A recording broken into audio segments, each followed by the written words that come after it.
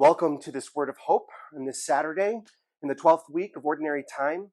I'd like you to be welcomed into our St. Margaret of Costello Family Center here at St. Dominic's in Denver. This initiative is an initiative of the idea for our parishioners to really be able to encounter the poor, meet them, but is also part of a spirit that we've been cultivating over the last 25 plus years, what we would call a spirit of stewardship. And the idea started with this idea of where we as a parish were really struggling financially. We were in an austerity moment. We had some big debts, and we were figuring out how are we going to make ends meet as a parish. But there was this heart in the parishioners that said, but yet we still need to tithe. We still need to take of our substance and give. And we started as a parish with a small 3% of whatever came in from the offertory. We automatically set aside and used that to serve the poor and the vulnerable. Some 20 plus years later, we were able to make that 3% finally 10%. And currently the parish takes 10% of its offertory and sets it aside and uses those funds directly to serve the poor and the vulnerable.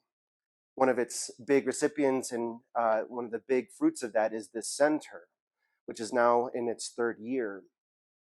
But this idea of, in an austerity moment, we're too poor, we're too strapped, there's no way that something can be made of this, and why would we even just give away our cash when we need to care for our stuff first? We need to be stewards of our place and our people first. In many ways, that sounds a lot like Sarah in the first reading. I'm too old. My husband's too old. Why in the world should I ever hope in what God can do? But the Spirit led Sarah to realize God can give me a son. And she's proven that, even in her midst of her skepticism. You have the centurion with Jesus today. What can God do? The centurion did have a faith, but probably was skeptical that Jesus didn't even need to go to his house. That from right then and there, Jesus can accomplish what he asks. And the faith of the centurion proved the work and the word of Jesus is true, showed the glory of God.